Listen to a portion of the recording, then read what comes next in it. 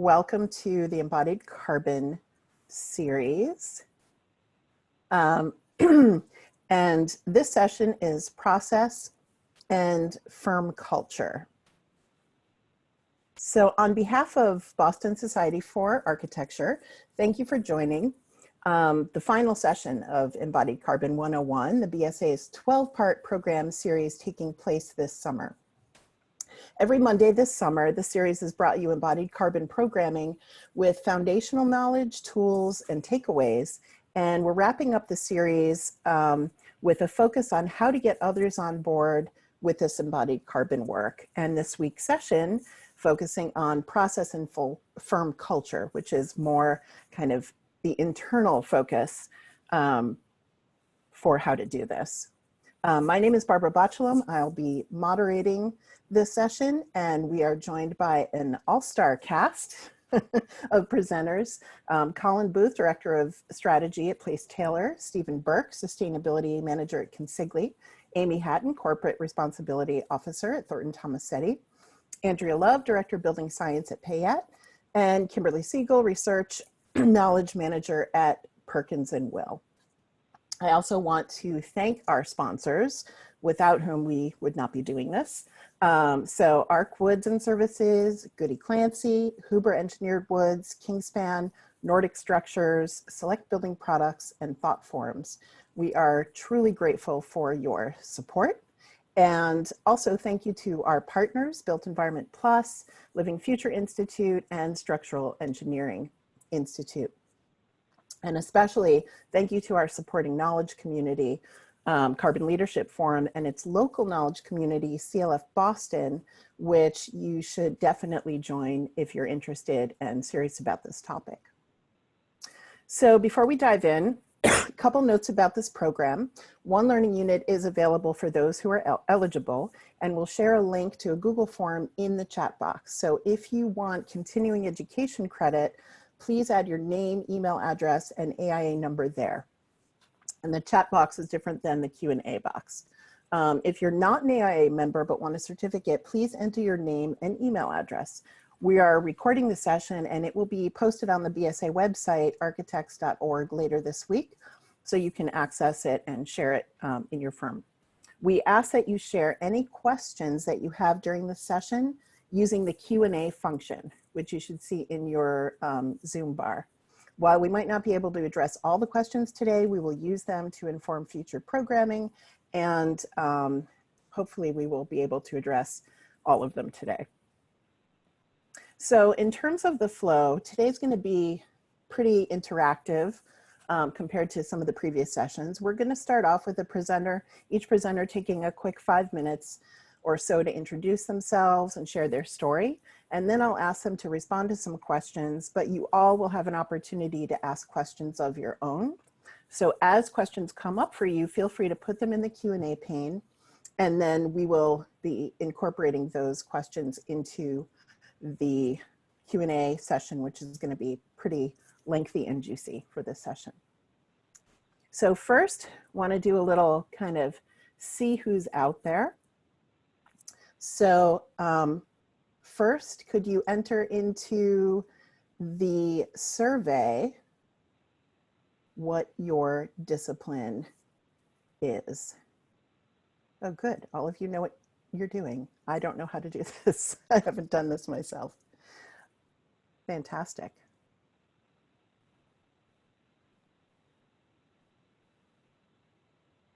All right, so we have a nice spread, but not surprisingly, a pretty big concentration of architects.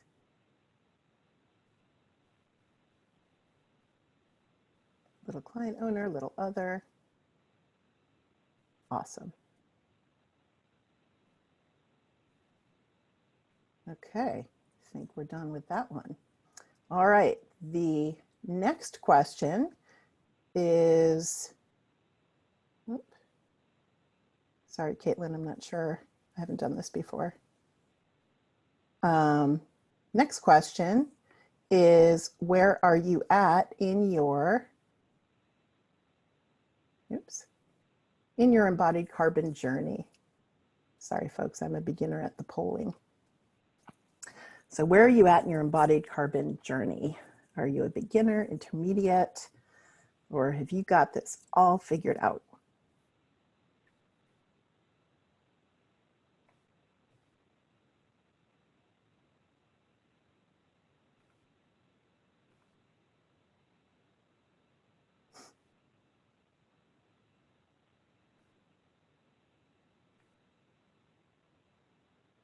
All right, well, that's interesting. It's nice to see that there are a lot of folks, significant amount of folks out there who are intermediate, which is a great sign given that this is a relatively new focus across our industry. All right, 48% down the middle between beginner and advanced, and beginner and intermediate, and 5% for advanced. Pretty cool. Okay. Sorry, trying to make the technology work. So for my 5 minutes, again, my name is Barbra Batshalom, and today you're going to hear 2 points of view, which I think is pretty interesting. Each of our speakers brings a unique perspective to the challenge of organizational change from very deeply within their firms. My perspective is a little bit different because I work with firms, as you see on this slide, all over the country of all different types and sizes, but from the outside looking in. This session is the perfect conclusion to the more technically focused sessions, I think. I personally have seen that the success in firms who are focused on this comes more from the firm culture and how it translates into the firm's systems, processes, and outcomes.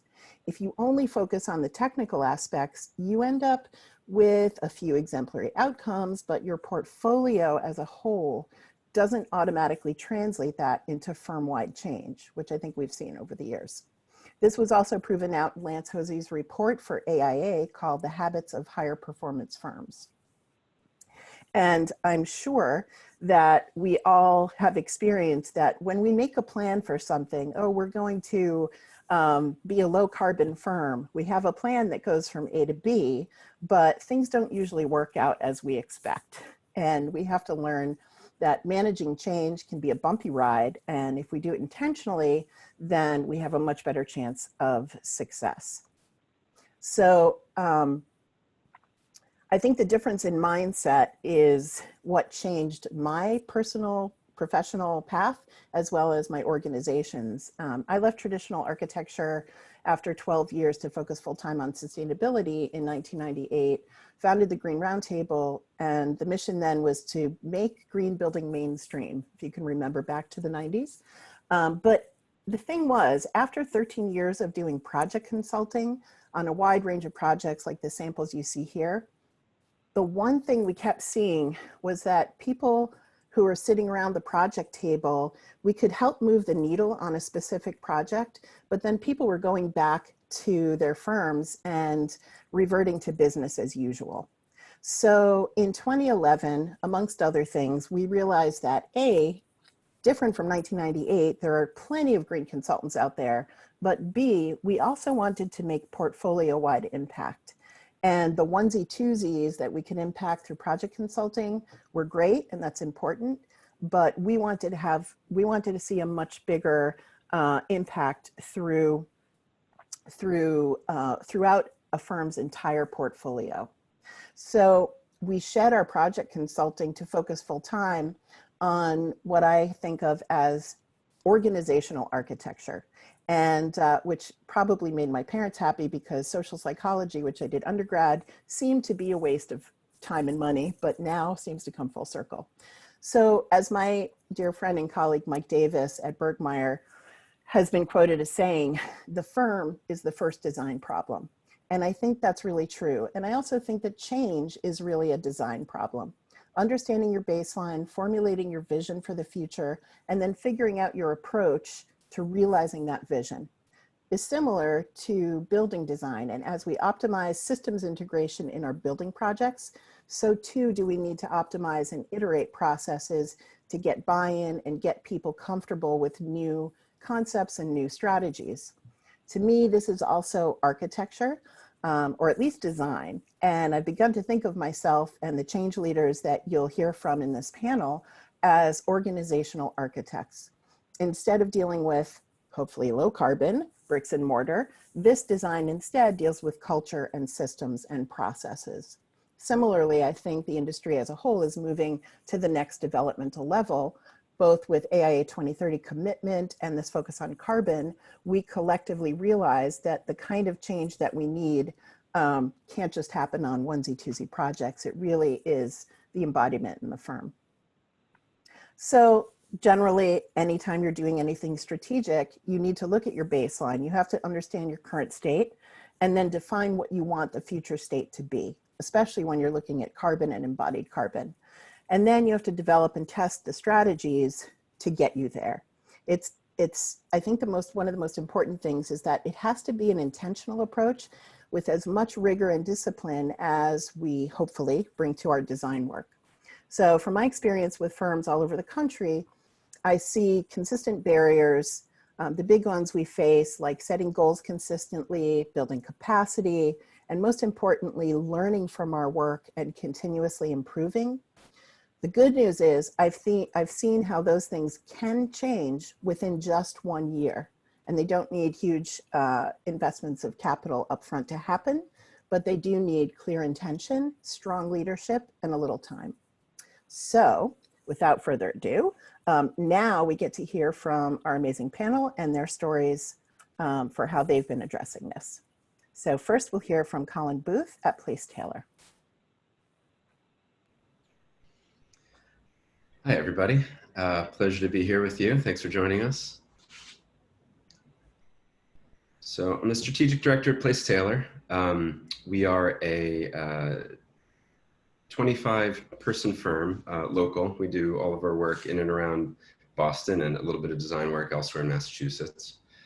We offer development, architecture, and construction services. A lot of our projects we do completely in-house, and then we also have expanded our practice to work with others as well. So our vision is, we believe that at the heart of the urban challenge is housing. It represents this confluence of numerous serious issues, and it impacts so much of our lifestyles, well-being, communities, planet. If you can really solve housing, you solve the city. And if you can solve Boston, you offer a great many other cities a highly replicable model. A new, better integrated model must be provided.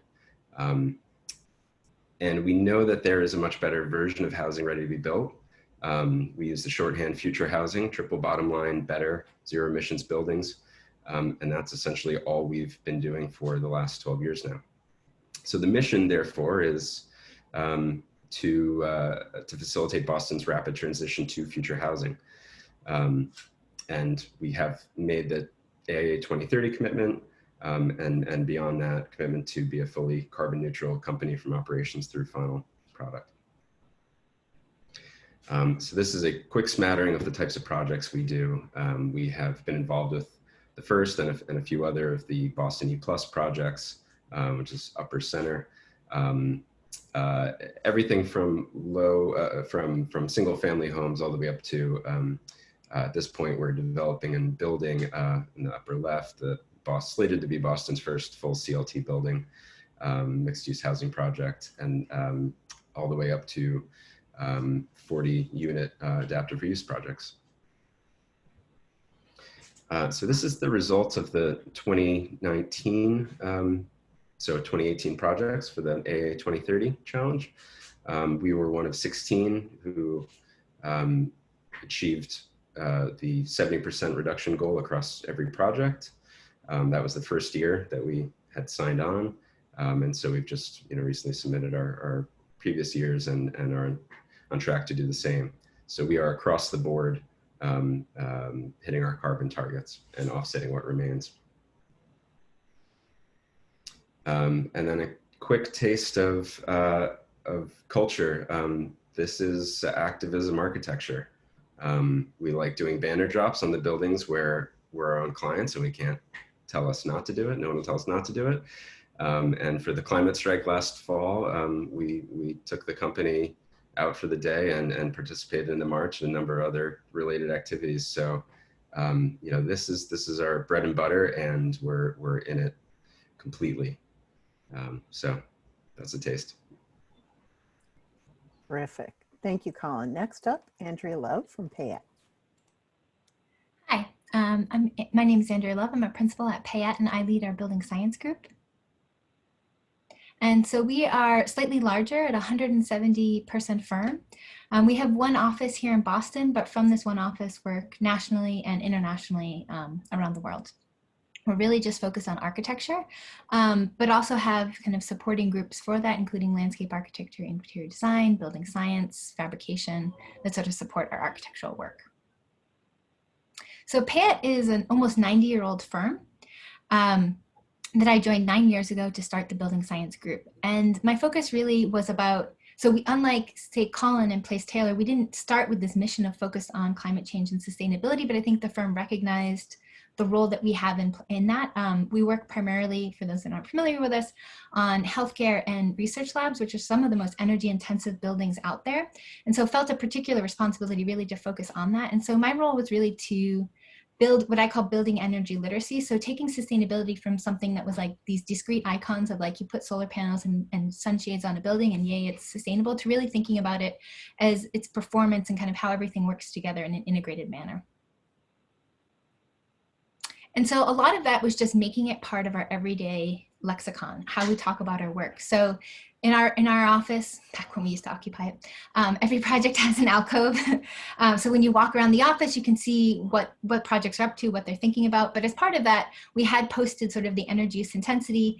It's on our website when you look at kind of every case study, good, bad, or otherwise. And it's sort of, it becomes just like you understand the square footage and where the project is located, it becomes one of the key metrics that we use to track and think and understand our projects.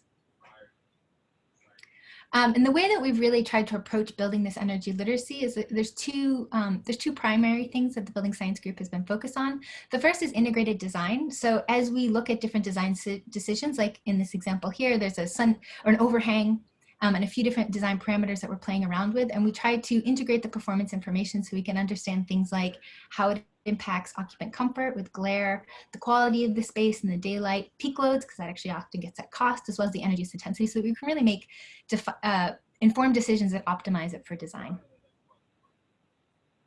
And it's really all about using this information to inform the design and have a design that is born out of its performance, so that it is really integrated in one thing, that becomes a signature sustainability moment becomes a key design element as well. The other thing the building science group spends its time on is integrated research, because there was lots of things that we realized that in the design process we couldn't always necessarily answer. So we try to take time outside of that design process to dig in and answer some of those questions that we may see.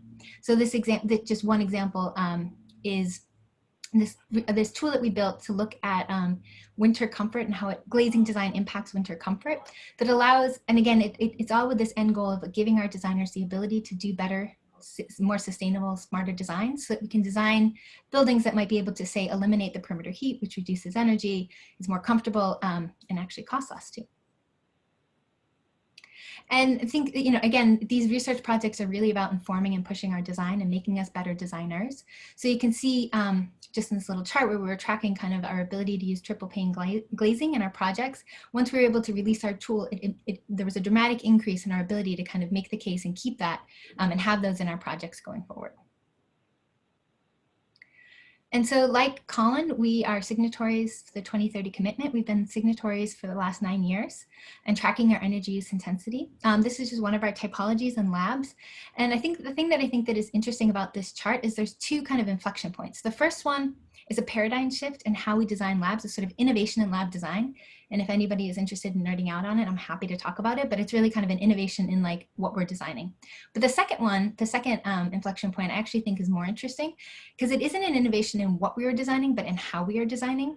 And it's when we started the building science group, signed the 2030 commitment, and really started focusing on this, this integrated design process, and each project learning from the previous project, so we could continue to push downward, further down, so that now on average our buildings use about 2/3 less energy than they did just 10 years ago. And at the same time, as our energy use has been going down, we've been fortunate enough that our awards have been going up.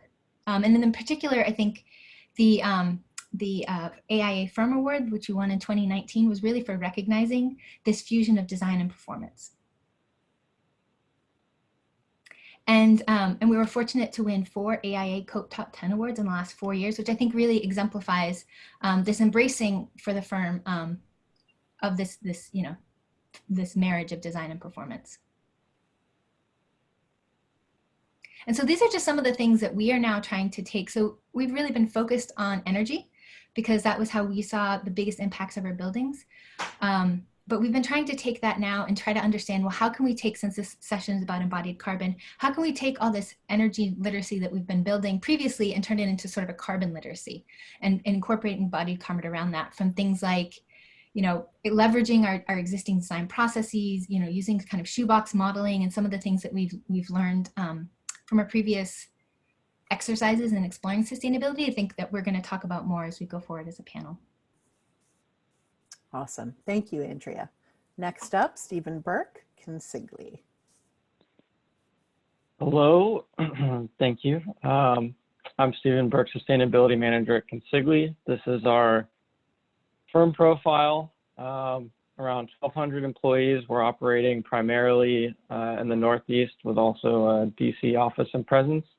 We have lots of different practice areas, which is great because it keeps things interesting and diverse. And services provided are primarily construction management, design, build, and self-perform. The next slide, talking about our culture. So our core values are something that are communicated very consistently and are a theme that we always come back to, making sure that we're operating the way that we want. It's a passion for building a culture of accountability and a focus on raving fans. And when I first started at Consigli, I got a copy of a winter fall magazine that we released internally, and there was a quote in there from our president saying, "We don't want to be the biggest, we want to be the best." And that always stuck with me because I think that is how we operate and how we think about things. And I think that allows for us to take a focus on things like embodied carbon and really try to be early champions, because it's part of being the best is to lead the industry and not just follow. And in terms of commitments, I'll talk about that a little bit more as we progress through the slides. So DNA is great, and I did choose to work at Consigli because they did have a sustainability DNA prior to me starting there. This is a picture from our yard where we collect, among storing materials, we also collect fire extinguishers from jobs, and rather than landfilling them or sending them to disposal facilities, we recycle them, recharge them, and recertify them for use. It's a small thing, but I think is symbolic of our commitment to trying to think of the different ways that we can have an impact and try to think of a more circular economic approach, which has embodied carbon implications as well. On the next slide, you'll see that we also are trying to define what sustainability means for us as a builder culturally. And these are just some of the things that we track across a triple bottom line approach of focusing on people, planet, and the economy. So if someone tells you that a construction company can't be sustainable, you can send them these metrics and have a conversation about it. The next slide is to point out that even though the DNA component is great, sometimes it helps to be lucky.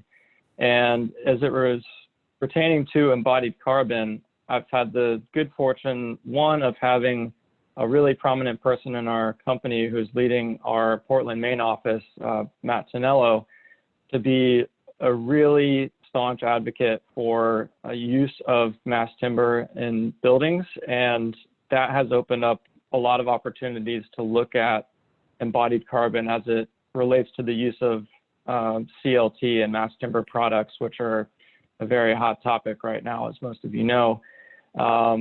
And then on the other side is that because we have a self-perform division with about 400 of our 1,200 employees, concrete is one of those areas that we can self-perform. And since embodied carbon and concrete are, one of the major discussion points and focus areas, I've been very fortunate to be able to leverage that expertise and industry contacts to help push that forward. So we can talk more about that, but that's just, sometimes it's good to be lucky. Next slide. And when talking about embodied carbon, I wanted to bring up the value of kissing, and I will take any cheap excuse to put a photo of cute animals into my presentation. And I don't mean kissing in this sense. So if you go to the next slide, it's really about keeping it simple. And we can also talk more about this, but I can't show this chart on the left to anyone in my company and say, look, isn't it so clear? It's just, we have all these inputs, and if we just shrink it down, we can reduce our embodied carbon by 45%. It's so straightforward, right? I have to find a way of boiling it down at a level that is relatable and can be implemented and addresses the questions that people are going to have without confusing them or overwhelming them. And I think that's a theme that we can touch on as we get into things. And then I think there's one more slide or two. Okay, so this is the second to last. And this is just to say that as you keep things simple, you don't have to be the knowledge expert in every single area. It's important then instead to know who is responsible for being able to implement the change and manage those parties and bring them together into the conversation so that you can productively advance this topic, because it does require in many instances a variety of stakeholders being able to really initiate a high level impact. So that's something to keep in mind. And then lastly, so embodied carbon considerations as they relate to the construction industry. I think something that is really critical to keep in mind here is that the solutions are scalable. So at an operational carbon level with buildings, the solutions kind of have to be reinvented on every project to some degree. But for example, if you work with the concrete producer and they can produce a low carbon mix design, you can apply that to any project in the area that has access to that concrete producer. So I think that is a really big sea change in our ability to change the level of impact that we're having. Don't worry about making it perfect. We're gonna get better at it as we go along. Bring it up when you're pursuing work. And I know that there's no builders participating in this webinar right now based on the early poll we did, but I'm sure someone will watch it at some point and carry this into your pursuits and talk about it and bring it up to clients and realize that it doesn't have to be a firm-wide commitment. One of the nice things about this is it's, even though the solutions are scalable, you can use pilot projects to start getting down the path of embodied carbon. Focus on the big impacts, which is easy to do, and we can talk more about that, and then connect with myself and other contractors so that we can pool our buying power to put pressure on our industry providers to really get those low carbon solutions that we're looking for. And that's something that we're actively doing in the Boston area. And then last but not least, there is a contractor commitment that's going to be available soon to all builders across the country. And one of those components of it is a focus on carbon. And that's going to be a firm-wide commitment for us and something that I'd be happy to talk more about later as it pertains to both embodied carbon and just carbon more generally from a construction perspective. Great. Thank you, Stephen. Sorry about jumping the slides there. Fantastic. Next, we're hearing from Kimberly Seigel, Perkins and Will. Thank you. Hi, everyone. I'm Kimberly Seigel, a Research Knowledge Manager at Perkins and Will. For those of you who are not familiar with us, we're a global design firm with about 2,400 individuals, designers, staff, researchers, the whole shebang. We have 26 locations, primarily in North America, but we also have studios in Shanghai, in Sao Paulo, in Copenhagen, and London as well. As you can see here from the slide, we represent 14 different practice areas, so it's pretty diverse. The scale of projects we work on range from anything from a small interiors project all the way to a large-scale urban design development, a master plan, a campus-level project, you name it. These are our primary areas: healthcare, K-12, landscape architecture, you get a sense we kind of have our hands in all of it. And because of that, we also make sure that sustainability and research is kind of integrated into everything we do. The service areas we provided, as I just mentioned, interiors, architecture, and urban design. So next slide can emphasize our mission. We are driven by our purpose values. So design excellence, diversity and inclusion, well-being, research, social purpose, sustainability, and resilience. These are the core values that drive everything we do. For the last 20 years, we have been committed to these values, and the way that we've communicated that has evolved, but the core tenets have not changed. We're signatories to the Architecture 2030 commitment. This past year, we formally launched our living design framework, which I can briefly touch on the next slide. And for many years, we have been driving our precautionary list, which is available to anyone. So the next slide. As I mentioned, research informs our practice, and our practice informs the research that we feel compelled to conduct. Those 7 boxes in the upper upper left side represent the core areas that we're looking at. So design process, human experience, mobility, and building technology are all areas that are tangentially related to sustainability, while material performance, energy, and resilience are more obviously directly linked to sustainability. In 2004, we launched what we refer to as our Sustainable Design Initiative. It's something that basically drives all the projects that we do. It's a way to maintain some kind of energy efficiency goal in mind, a water reduction goal in mind, as well as strategically avoiding specifying products that we know are harmful to ourselves. And more recently, now with a focus on embodied carbon, we are very aware of the materials that we're specifying so that we're avoiding the lower, or actually promoting lower embodied carbon and avoiding those that are higher in embodied carbon content. I kind of like the term that Barbara used in her intro slides about how all of us are organizational architects, because I think with a firm of 2,400 located across the globe, it's very easy to lose these kind of goals. And so it's imperative that we communicate them very effectively, and that requires a lot of organizational change and intentional management. And so that's definitely my goal in my role. And I would just like to note that sustainability for us has very much been a journey, even though we're committed to it. It's, you know, as Stephen mentioned, it's in the DNA at Consigli. It's very much in the DNA at our firm as well.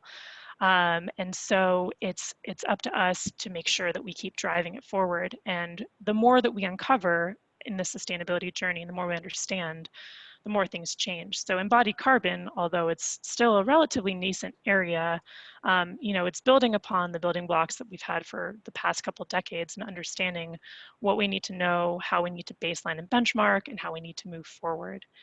And so this is just the latest iteration. And I would just like to say, with Living Design being formally launched this year, it's something that we look at where we're integrating the concepts of resilience, regeneration, well-building, inclusion, and sustainability into everything we do. We just want to have that as kind of our guiding beacon as we proceed with our design processes.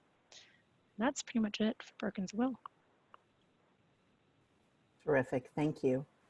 Next up, last and definitely not least, Amy Hattan from Thornton Tomasetti. Thank you.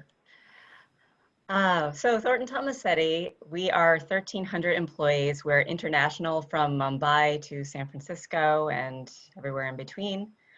We have been known for a very long time as structural engineers, but we actually have a whole bunch of practice areas that include sustainability, actually renewal, and also a resilience, which is not on this list, and a whole bunch of other practices. We provide a lot of services. I just listed services that relate to the topic today, embodied carbon, such as life cycle assessment, embodied carbon calculations, material efficiency assessment. We have embodied carbon tools that we've created, et cetera, et cetera. Next slide. Our big goal is to be the global driver of change and innovation in our industry. And we've signed the AIA 2030 commitment, also Architecture 2030. We helped develop the Structural Engineers 2050 Challenge. We're an EPA Green Power partner, and we've signed several climate declarations, including the Ceres Climate Declaration and the United Kingdom Structural Engineers Climate Declaration. In 2014, my firm was recognized for its culture of sustainability in civil and structural engineer. I like how our approach to sustainability was described in the article as a walk, as it's been a continual process and we are regularly assessing how far we've come and readjusting our targets based on what is happening in the world around us. So our story begins here at the entry point. In 2012, my company, which had been primarily a structural engineering firm for most of its history, saw the popularity of LEED certification grow. This inspired the acquisition of a sustainable design firm, and thus this unleashed a whole new perspective into the company. Here you see some of the early staff of Thornton Tomasetti's, if you could go back, thank you, of Thornton Tomasetti's sustainability practice, and a younger version of me on the left. By acquiring a sustainable design firm, conversations began about how structural engineers could implement sustainability strategies on their projects. We also began to practice what we preach through a new department titled Corporate Sustainability with a Corporate Sustainability Officer, and that was me.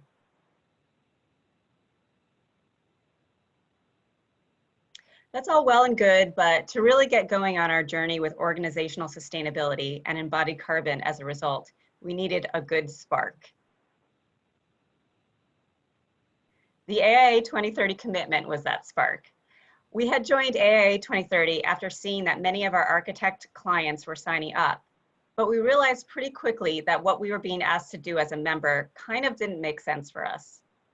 At that time, our influence as structural engineers on the design was not so much about energy use intensity or operating energy, as was the focus of the commitment, but more about embodied energy, from the structural materials that we specified to the way that we designed the structure.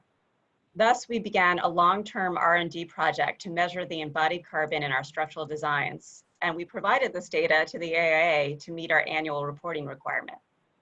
This has resulted in more than 630 projects in our embodied carbon database.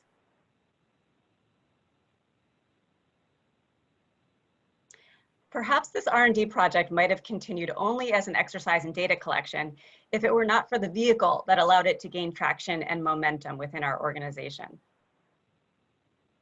With the establishment of a corporate sustainability department, with a change of name more recently to corporate responsibility, we began asking questions about how the firm could be a major problem solver around some of the biggest social issues of our time, with climate change being one of those major issues. Through the Corporate Sustainability Initiative, which included paid staff, an internal steering committee, an external advisory committee, and many volunteers throughout our office locations, we raised embodied carbon up internally to an issue of high importance. This allowed us to use the R&D project as a springboard to develop long-term partnerships, build internal education programs, and to get involved in climate change advocacy. A corporate sustainability effort can be hard to sustain without something bigger than itself that keeps it going. Organizational change is an important piece of corporate sustainability. Here you see Thornton Tomasetti's core ideology. The three legs of the corporate responsibility triple bottom line, people, planet, and profit, form the outer ring of our purpose and core values. This may look like a simple diagram to you, but to me, it looks like the result of many, many meetings, scores of articles published on our company intranet, lots of events organized to spread awareness, and regular conversations with our CEO, president, and executive committee. What this diagram means is that the company and its leaders support the work of corporate sustainability now and in years to come. So we follow clear road signs, goals, and targets that help us to put that support in the right direction.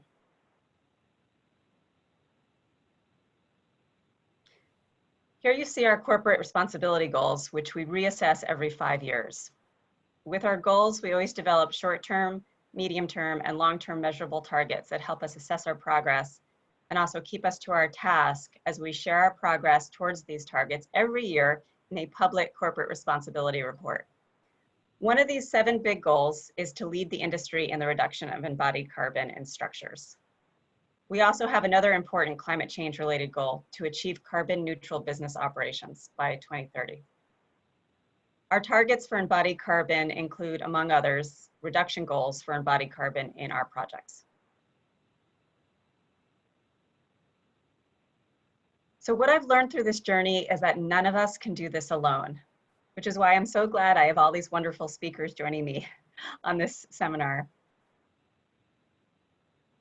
It has been partnerships with others that have really allowed our momentum with embodied carbon to grow.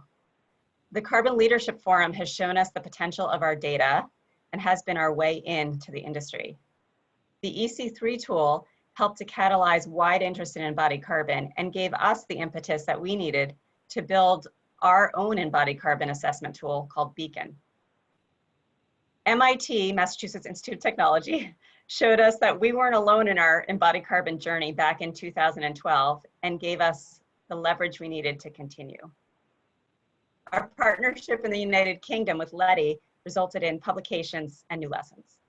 And internally, our embodied carbon community of practice is comprised of 100 of my coworkers who are helping us to meet our goals and targets toward being the global driver of change and innovation within our industry. Thank you. Terrific. Thank you. And I apologize to everyone for prematurely advancing slides. So now that we've had a little bit of an introduction and overview by all of our speakers, we're going to get to the Q&A portion and discussion. And there have been a few of them that I've seen about tools and metrics, but I'd like to start higher up and then work our way down into details.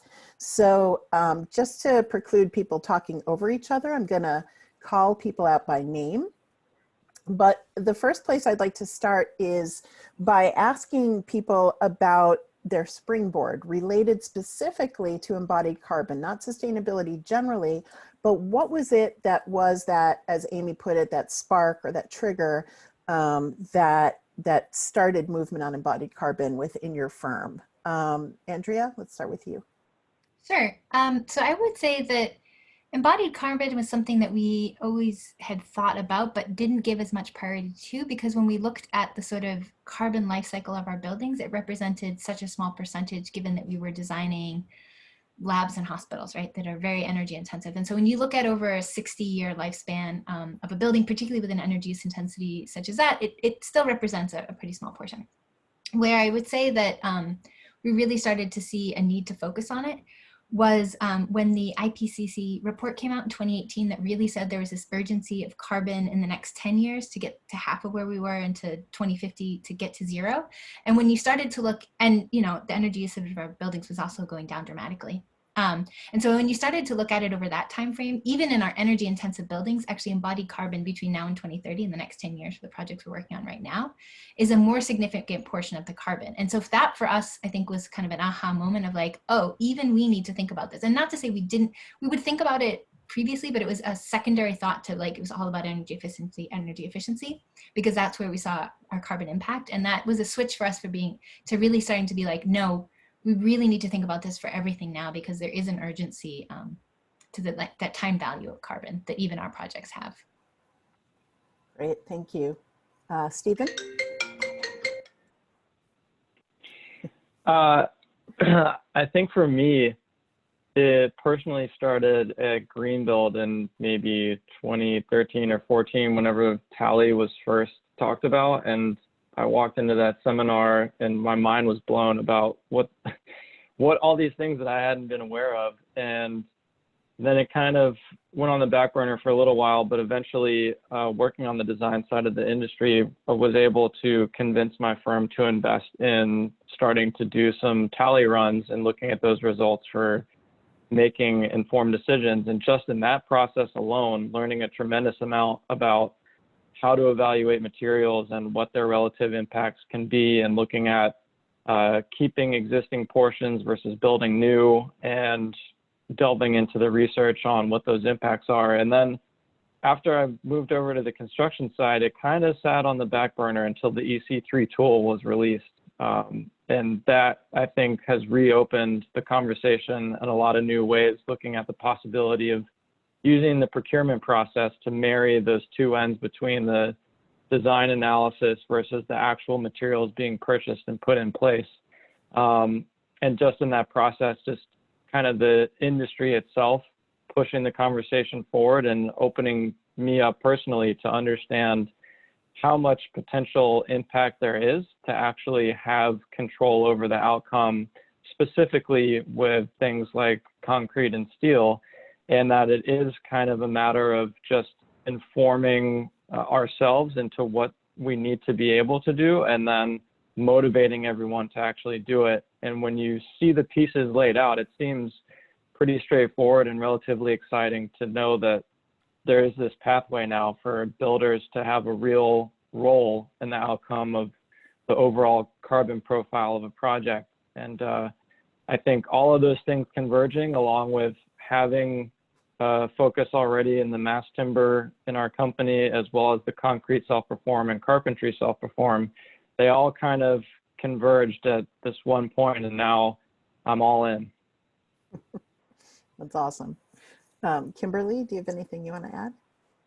Sure, yeah. So it's great to hear how influential the EC3 tool has been, I think, on all of us on the panel. It's the same with us at Perkins and Will.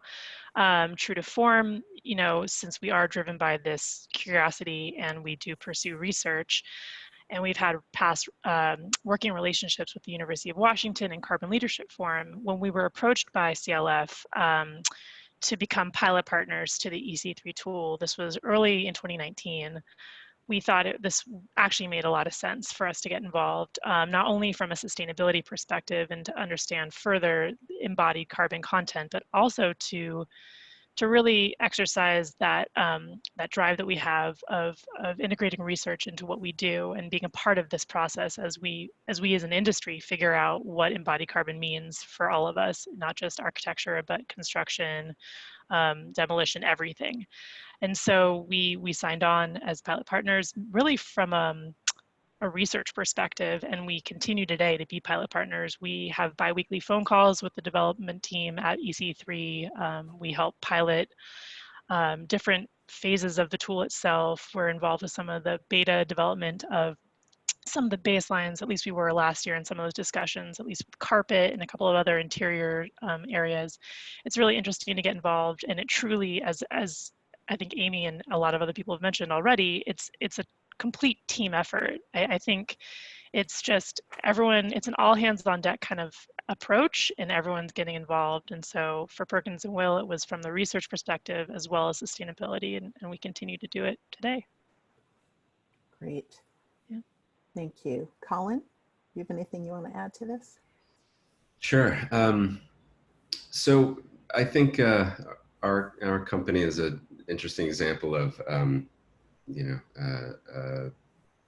our generation that has always lived with from the furthest memories from this impending doom of what's happening on the planet. And so this company was started by people who just said we're not going to practice another way than more sustainably, period. And so began with that explicit commitment. We're going to do passive house standard, at the time the European standard, and start small. And every project was its own R&D. It had to achieve something unique and prove some point, either operationally or embodied carbon-wise. So, once they got the ball rolling, they then began adjusting their model to be able to prove the cost parity. Right? It was always construction with a bit of design, then it was a bit more design, dedicated architects, and then got into development because it was just hitting some roadblocks with a few clients and really wanted to keep making only these projects happen. In 2015, we spent about a summer developing a very expansive carbon calculating tool that was pretty specific to our company. We'd been playing with and continue to play with Tally, and EC3 has been fantastic. So I'll second that, fourth that. But you know, as a lot of my favorite energy modelers have said, you can do quite a bit with an Excel spreadsheet. So we went nuts, spent quite a bit of time and energy getting into the nuts and bolts of, you know, all the way through how far are carpenters and other subs traveling to the site. So soup to nuts. And I think a lot of the takeaways are not surprising, but it gave us a scale to our business in this place that we're practicing. And that led to, you know, a real push, for example, into the CLT building that we're working on right now. So into panelized construction CLT, and trying to balance the shipping that goes along with the benefits you get of a new sort of wood fiber product.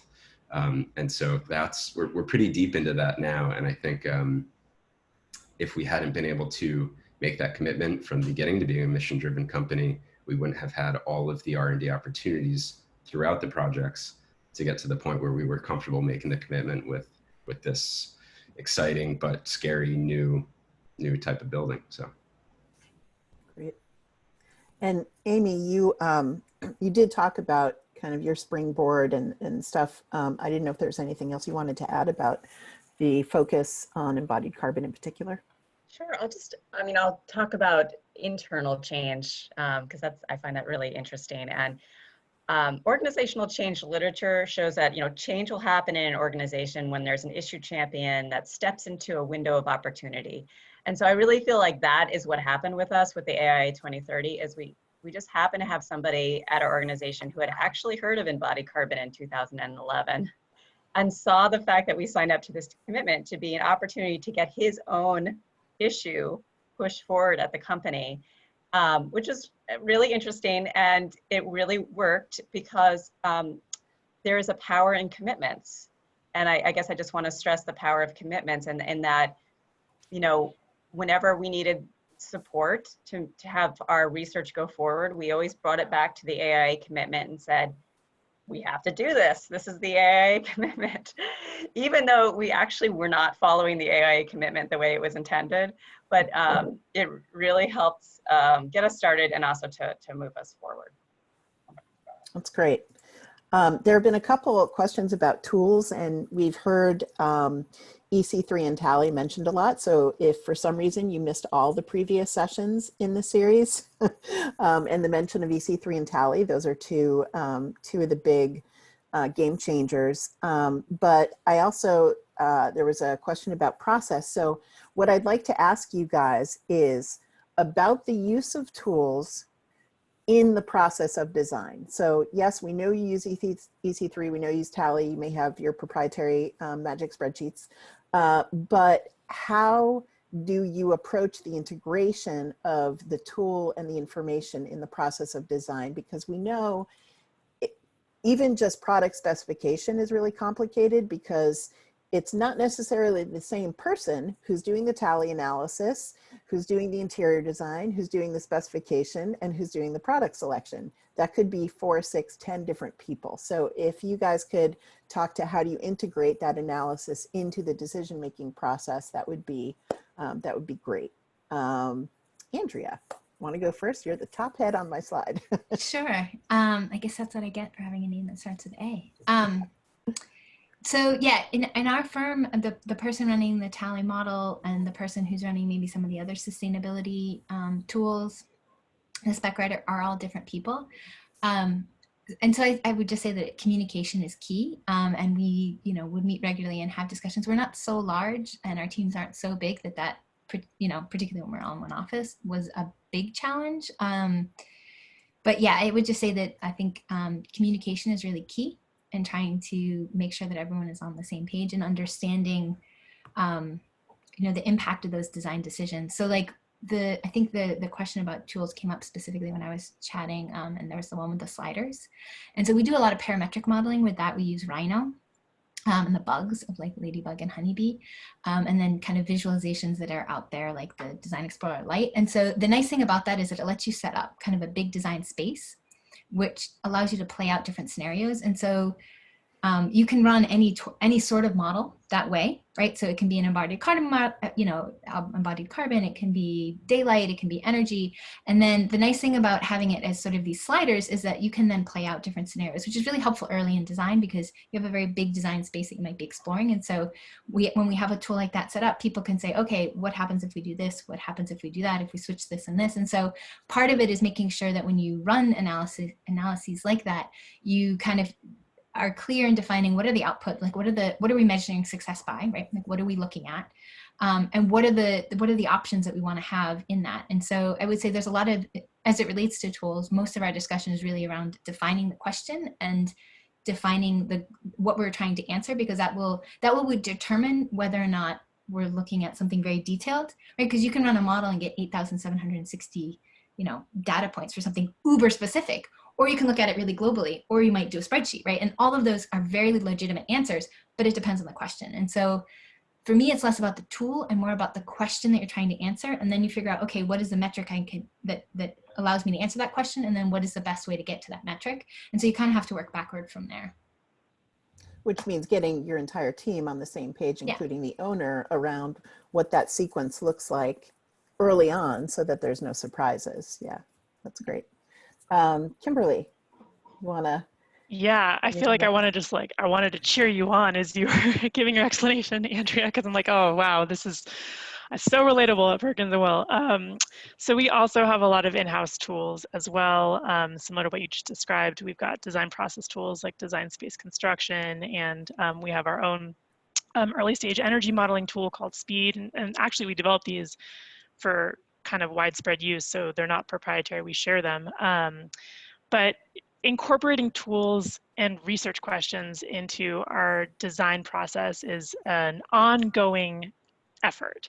It's never something that gets figured out and then is just part of it. It's kind of like reminding people to do their timesheets. It's like, you should be doing it, but you're not necessarily going to be doing it. It's kind of how I see research being conducted, and same with embodied carbon. So tools like EC3, Tally, any kind of tool that's available right now that's specifically targeting embodied carbon. We have an entire embodied carbon working group in Perkins and Will. So we've convened, it's open to anyone in the firm that wants to join. We've convened it several times, once a month, every month this year. We have about 40 members from about 12 different of our studios. And so certain regions are, I think, more inspired to incorporate embodied carbon calculations into their work than others. A lot of the design work we do, regional regulation does matter in a lot of ways, and so I've found that that's a driver. Other times it's just pure curiosity and commitment to sustainability in some of those studios. Some are, I think like our Vancouver studio is just, just our shining star example of what every studio should be doing.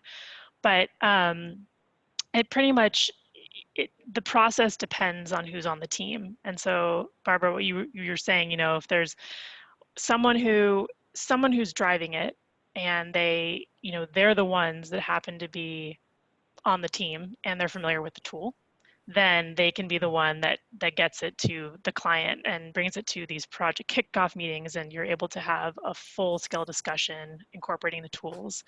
Oftentimes it can be an in-house thing where these conversations, these tools are being used only with the design team at Perkins and Will. So it really just depends on the client, it depends on the region. There's a lot of variables at play, and I think the more familiar everyone gets in our industry with tools like EC3 and Tally or other proprietary tools at your firm, the easier it will become. So it's a lot about, like what Amy said, change management. So. Yeah, definitely. And Amy, that's a good segue to you. Do you want to talk about tools and workflow? Yeah, I mean, tools, it's interesting in our company because we have different ways of looking at embodied carbon assessment. We have our sustainability consultants who are working on lead projects and other certifications, and they're primarily using tools like OneClick. We've tried different tools, and there's there's a team that does this work, and they all use the same tool. And right now it's OneClick, but it has been others. And then we have our structural engineers who are looking at the embodied carbon from a different perspective. And they're primarily using our Beacon tool, or Spotlight, which is our internal version of Beacon. which is a Revit plugin that allows them to see where embodied carbon is in the building elements. So it's very specific to the way that structural engineers design. So it really depends on like who is exploring embodied carbon in their project, what discipline. Yeah. Great. Thanks. Colin, do you want to pipe in here? Sure. So we're an integrated practice, and one of the things that we make a big effort to do is make sure that there are people on all the sides, in all the divisions, and all the sides of a project that have some integrated experience, some experience with the other people that they're working with, even if they're not charged with their scope. So you know, some of the initial people from Placetailor that are still around are really key people because they've swung the hammer for years, even though they eventually began designing and doing the modeling.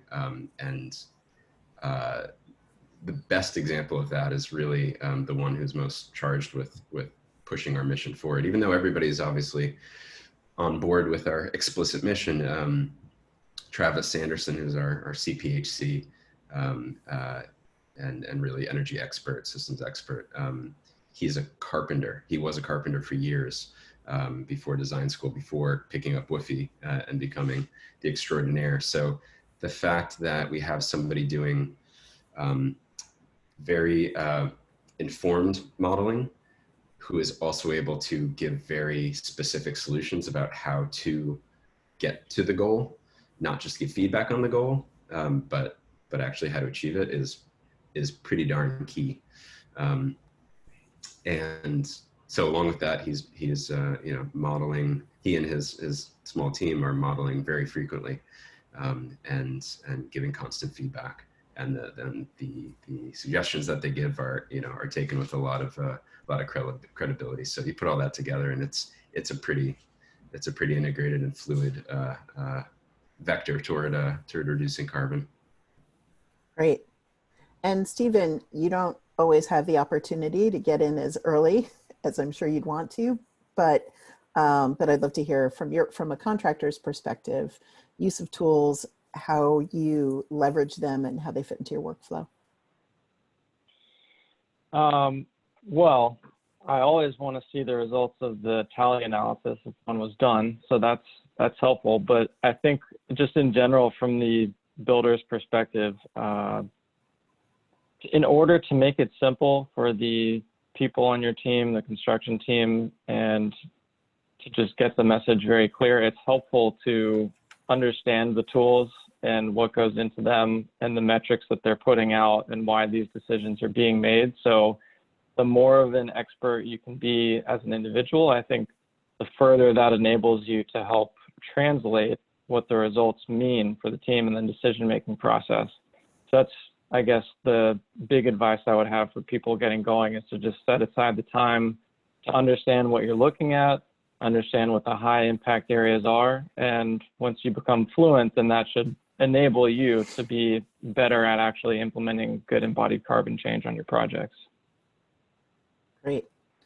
Thanks. There have been a few questions that I think are really telling, that are similar, and they're all about buy-in and kind of consistency across a firm, which just in general is always a challenge in our industry to get more consistency.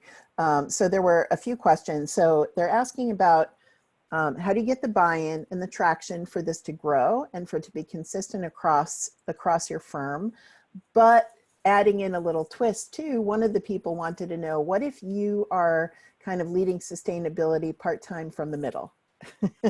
So throw that in as a cherry on top of the whole concept of trying to get this to be in the DNA, as people talked about before. Amy, do you want to start from a change management perspective? Sure. I mean, I think you really do have to go to all levels, which is basically what I've been doing at Thornton Tomasetti, and getting our executives on board has been one of my major initiatives. And luckily, our former CEO was my mentor for our women's mentorship program. So basically I took every mentorship session and talked to him about embodied carbon. And my boss used to be the president of our company, and I used to send him books about embodied carbon that I would pick up at conferences, and he would read them. And now the CEO, our new CEO, is my boss, and so I spent a lot of time talking to him about it. But I feel it's easier in a way to convince the leadership of the company than to convince the folks who are every day talking to clients. And I think convincing them has been a combination of our leaders of our company making it a priority, which they have been doing. They allowed me to do something called Embodied Carbon Red Alert one time, which was like this big splash to all of our business leaders, which really got their attention. But it also has to do with hearing from our clients, which is why those of you who are architects on this in this call, you have such an amazing role. You can affect us so greatly, because the more you ask and even bring the word embodied carbon into your conversations with our engineers, it changes our company.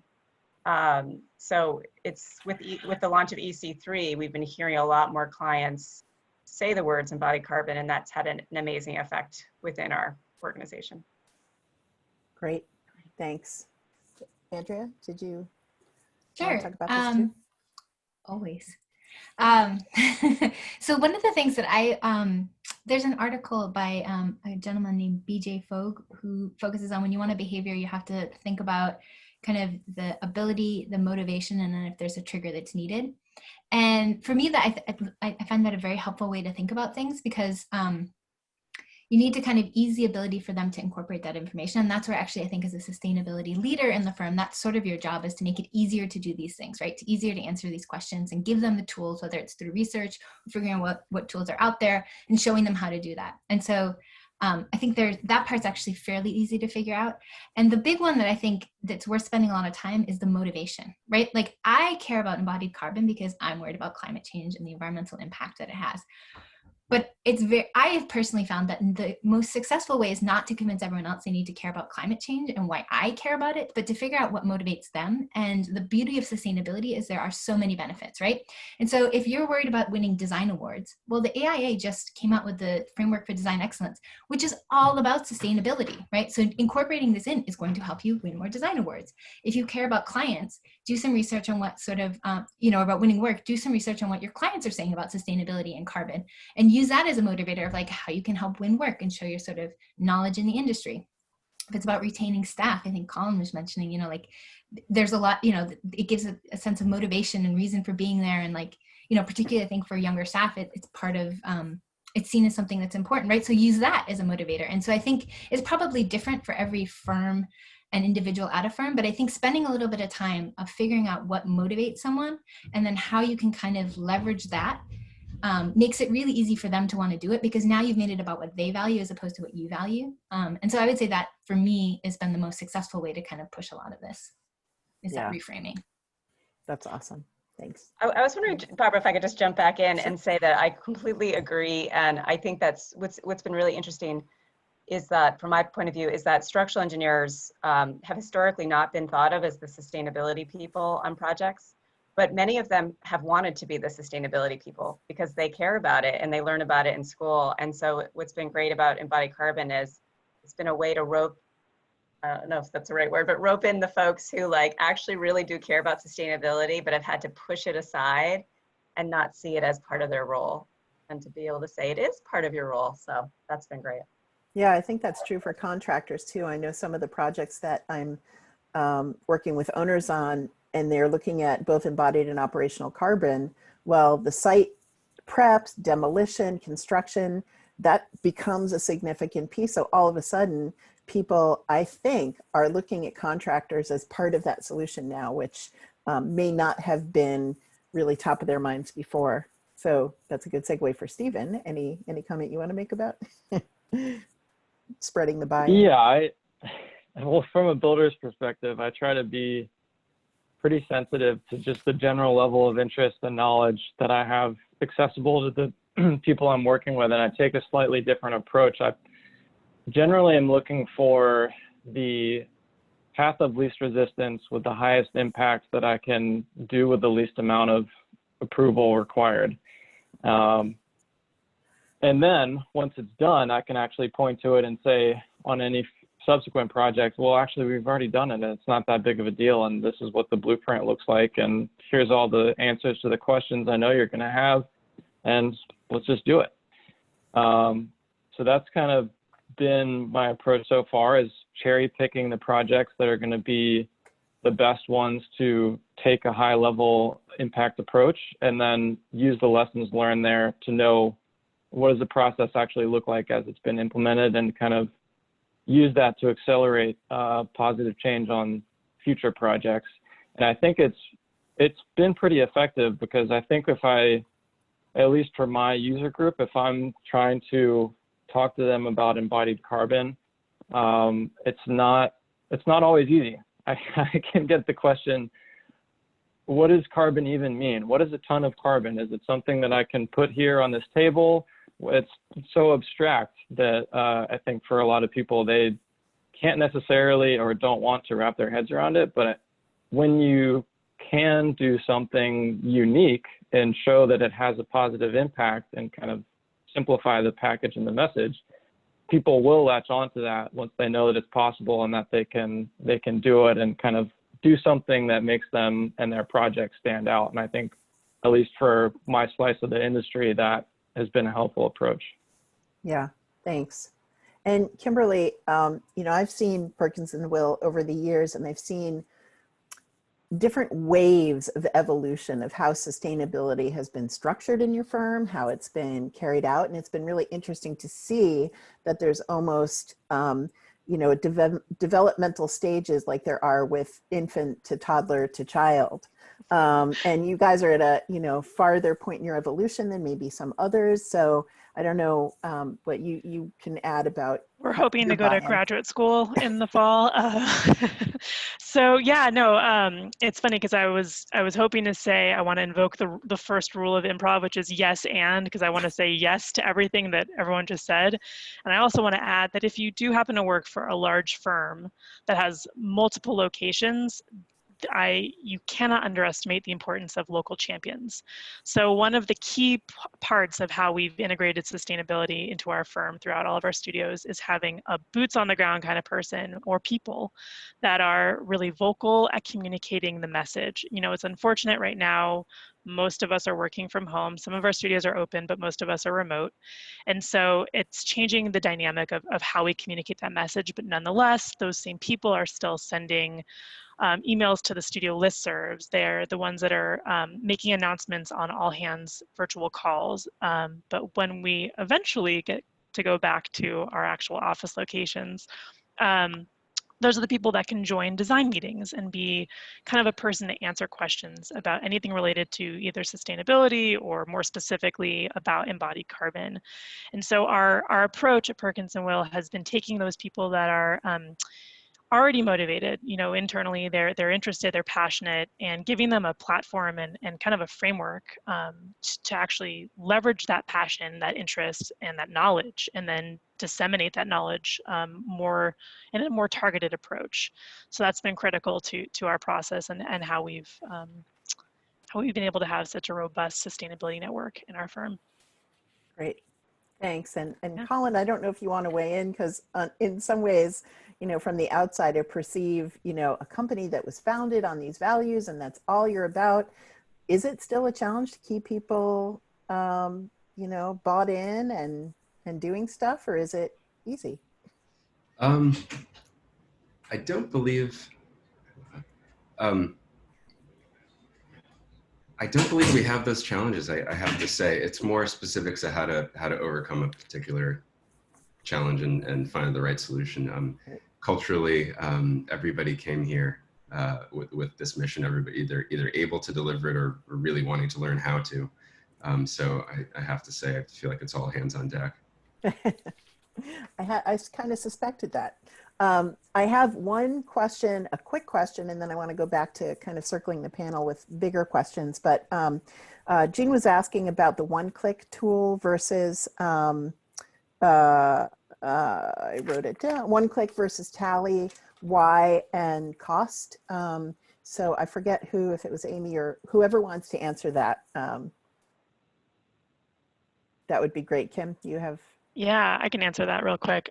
So, because we talk a lot about, and then Amy or Andrea, if you guys want to talk, Tally, you have to buy a license. It's through Kieran Timberlake. It's organized a little bit differently. One-click LCA also requires a purchase license. Athena, which is developed in Canada, is open access and it's free to all. The difference between those three tools is the databases that basically inform the information that you're getting out of it. So Tally relies on the Gabi database. One-click LCA, I'm not sure, I think it's proprietary, and Athena uses their own, it's an impact estimator tool. A lot of them are spreadsheet driven on the back end, but nonetheless, the database and access to that is why it requires the license in the first place. With tools like EC3, and I know this wasn't part of the question you asked, but it is important to show the link. EC3 is open to all. It's free. It's transparent. Their goal is to connect to all these tools, so you can actually do a direct download from Tally into EC3 using like a BIM 360 import or using a Revit import.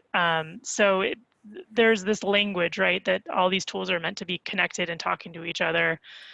Some require licenses, some don't. I think it's up to you and your firm whether or not you want to invest in it. And I think as we continue to understand the landscape of information out there and availability and transparency, the more we'll have access to things. But in present day and in the current state, Tally and one-click require purchase licenses. And if that doesn't answer the question, somebody else please jump in. If there's a preference over one or the other. I think it just depends. It just depends on the user, really. At least that's what I've found at Perkins and Will. It's really a matter of your preference of how comfortable you are with the tool and the data that's generating. Yeah. Did anyone else want to add to that or no? Okay. So I wanted to, so there are two questions. I don't know if two big questions. I don't know if we'll have enough time to get to both. So I'm just going to say them in case you want to kind of wrap them together. One of them is about challenges and barriers, in particular challenges you face that you were able to overcome. And the other question is what's next? So if those two questions relate together to you, great. And if not, start with challenges or barriers, especially ones that you've overcome, and have some tips that you can share with everyone. Let's see, who wants to go first? Andrea, you're off. Happy to start. I would say, particularly around embodied carbon, one of the challenge and barriers that we've had, and I think came, sort of highlighted by the tools that were mentioned that are typically used for doing LCAs, is they're not early design tools. And so one of the challenge and barriers we've had is, we don't usually get into Revit until maybe sort of later in SD. And so early in design, how do you incorporate and bring some of that information in? And so we've been trying to come up with ways that we can start to kind of understand, for example, the embodied carbon. And like this is sort of specific to Payette, try to approach, but are happy to share with anyone who's interested, of like, we typically hear 20 facades that we commonly use. What is the embodied carbon of those? So that when you're kind of making early design decisions, you can have that knowledge earlier in the design process. And that's one of the things that I think we've found a challenge so far, is kind of getting the information when you can really most impact design, as opposed to when the design is maybe a little more settled. That we're trying, I wouldn't say we've like overcome that barrier, but it's one that we're currently facing and trying to figure out. Because a lot of the challenges that I think the lessons that we've learned in like energy modeling, for example, is that like whole building energy models are really helpful at like say a phase or the end of design to kind of document how your building is doing, but like the most effective are doing like shoebox energy models where you can inform design decisions. And so we've been trying to look at how do you like transition that to do like a shoebox, LCA model in Tally or something like that, when when you still have a lot of assumptions early in design, that I think we're trying to figure out. And then what was the other part? Sorry, I forgot. There was the challenges and barriers, and then what's next? I don't know. I mean, there's so much I feel like right now that we're trying to handle and figure out. Well, not necessarily. Let me reframe that just in case it's ambiguous. Not what's in your embodied carbon journey. Yeah. What are is there a goal or something you want to achieve that you haven't been able to yet? Like, what's next for you in that context? Yeah, so for us, I would say it's really standardizing and getting it into our design process, like energy modeling has become, where it is part of every phase and is part of, you know, regular design discussions and really informing that design process. And I would say we're kind of in various stages of that with not kind of consistency across the firm. Some projects doing a good job, others, you know, doing it at the end to document design, which isn't going to inform design. And so what I would say is next for us is really trying to kind of standardize and embed that process into all of our projects. Awesome. Thank you. Kimberly, do you want to talk about challenge overcome, tips, tricks, and then what's next? Yeah, so similar to Andrea, integrating it into our design process, because it's true, it is separate from, although it shouldn't be, from the actual design process itself. I think it's easy to sit here as a sustainability person and say, yeah, this should absolutely be included, and realizing that, you know, most designers don't necessarily think that way. And so it's kind of finding that middle ground of making it a part of just a natural progression of how they design.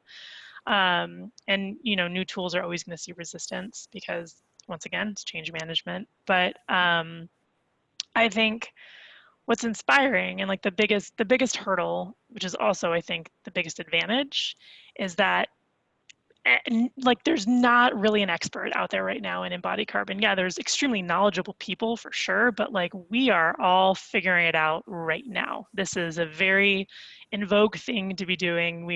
This is of the moment. The more information we get, the more we can push vendors and manufacturers to be very transparent with the information that is, you know, in their materials that we are specifying. The more we know how much carbon, you know, exists in the whole life cycle of everything that we're doing, from cradle to grave or from cradle to cradle, you know, from extraction, manufacturing, production, transportation, you name it, the more we know, and there's still a lot to know, the better off we'll all be. And so I think letting people know that it's still happening, this isn't like a figured out thing, makes it less intimidating, and hopefully will invite more people to the table for the conversation. So I'm hoping that challenge is also overcome by that recognition. Yeah. Thanks. Amy? Yeah, I would agree. We see the same issue. It's sort of a chicken or the egg issue. I mean, we know this is a big problem. We know that we don't have a lot of time in our lives to do something about climate change. We can't wait till we're all absolute experts and have all the right data. So within our company, there's a lot of conversations about quality control. You know, can we reduce embodied carbon on all projects if not everybody is an expert? And, you know, how much education does everyone need? And I think in some ways that challenge is being overcome by the use of tools that have been created by people who are a little bit more experts, and also by just learning on the job with everyone else on the team. And we've seen some really great success stories of projects where just everybody was learning together and didn't have to wait till there was someone who could call themselves an expert. And I think this is similar to the issue of whether we need to wait for the best data on benchmarks or just forge ahead, knowing that less embodied carbon is better than more. So, you know, I think that's a big discussion in the industry, is just like, can we forge ahead? Do we need to wait for better data and understanding? Yeah. Stephen, you have anything you want to add to this? Challenges you've overcome? Yeah, I'd say challenges and obstacles are knowing that you're doing the right thing. And I'll give you two quick examples. So with concrete, the first thing that I started to focus on was the use of carbon cure technologies, which is a proprietary technology that uses carbon dioxide in the mix design process to reduce the overall carbon impact. And we started contacting ready-mix producers and trying to push them for that. And then I realized through conversations with local structural engineers that actually we could have a much bigger impact looking at the mix design itself and how it's specified. And just kind of going through that learning process, I think has been important, and wanting to make sure that I'm doing the right thing since it is all new. And I agree with pushing ahead, irrespective of whether or not there are benchmarks. And the other one is with wood. Trying to say that we should just build with wood because it's a lower carbon alternative is not necessarily the case. And understanding the impacts that different types of wood have is important, because it really can get down to the things like the soil management in the forest, the overall ecosystem, how the forest is managed, the logging process. All those things can have an impact. So knowing that we're doing the right thing and not just thinking we're doing the right thing is important to me. So that's been a challenge that we'll continue to work on. And then moving ahead, I would like to see low carbon concrete mix designs available in all the markets that we operate in, with the test data ready to go, so that our subcontractors, our superintendents, our structural engineers, our owners all have the test data they need to feel comfortable in making those specifications, and to get EPDs for all the products that we need, including concrete mixes, which are non-existent in the Northeast as compared to other parts of the country. Yeah, thank you. It reminds me of Ray Anderson from Interface, and when he was saying their evolution to sustainability, he realized, oh my God, agriculture is now my problem. You know, the soil mix and how things are grown, our concentric circles of what we interact with have just blown wide open. Colin, did you have anything you wanted to say about kind of challenges you've overcome and what's next for you? Sure. First, I'll just piggyback on that a little bit. It seems like there's always this game of our ability, to wrap our heads around the issues, make suggestions about requirements, either in a specific RFP or eventually in a state code or something. And at this point, we're just barely getting our heads around this. So yeah, the data's new. Everything you've all just said. This is it's an ever expanding series of concentric circles, and getting our head around that is tough. But you have to start somewhere, and you have to make some recommendations that grab everyone's attention. As soon as you put some requirements on the table, you get a lot of attention and a lot of very healthy pokes at your logic. And so the faster we can get there, the better. So, I mean, to that end, so we worked actually with Thornton Tomasetti on a new set of requirements for zero emissions buildings for Boston D&D. So affordable housing in Boston has to be zero emission building moving forward, and that's a requirement. That's operationally. So in the guidebook, we made some recommendations for embodied carbon. But there was recognition that it was a bit too new, and maybe next round we get into it a bit deeper. But we were happy that we at least brought up the issue, and we embedded our at least trusted best practices into how to not be recommending things that embodied wise offset our operational gains. So incremental progress is still valuable. Something that we're has been something that's always a challenge is cost. You're imposing a value or which often comes at a cost to a client. We get around that challenge by owning some of our own projects, figuring it out, and then trying to sell it to the clients that we work, that we're consulting for.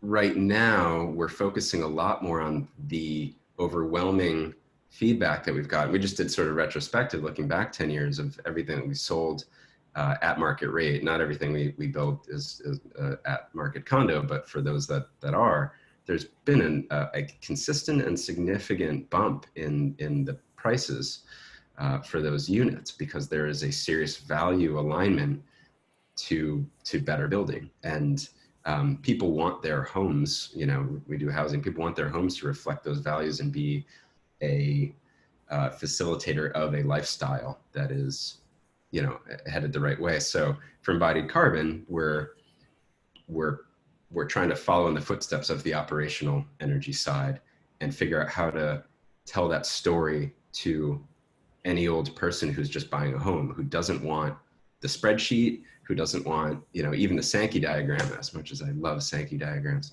not everybody loves them. So that's a big what's next for us. We're like knee deep in that, and trying to facilitate, justify the effort upstream and figuring this stuff out by saying there is a payback downstream. that goes a long way to getting that rolled out as a standard practice for the outside clients. So that's a big what's next. Well, thank you. We are already at the edge of our time, and there were still some amazing questions left in the Q&A. Circular economy questions, and piggybacking off of a healthy material focus into embodied carbon and all kinds of stuff. So I apologize to those that we did not get to your questions, but putting words in my friends' mouths, I will say that your questions can go to the presenters, and they hopefully will answer them after this session. So I want to thank the speakers for all their time and sharing their stories today. I want to also thank our sponsors that we are really grateful for, so that we could have this series, and so much participation in the community for that. And also thank you to our partners, ILFI, B+, Structural Engineering Institute, and of course, last and certainly definitely not least, Carbon Leadership Forum. And if you're interested to engage in the Boston group, that would be great. Now, I also want to remind you, if you haven't already, please enter your name, email address, and AIA number if you want to receive continuing education credits. And I'm kind of sad to say with that, sorry, I am like the worst advancer.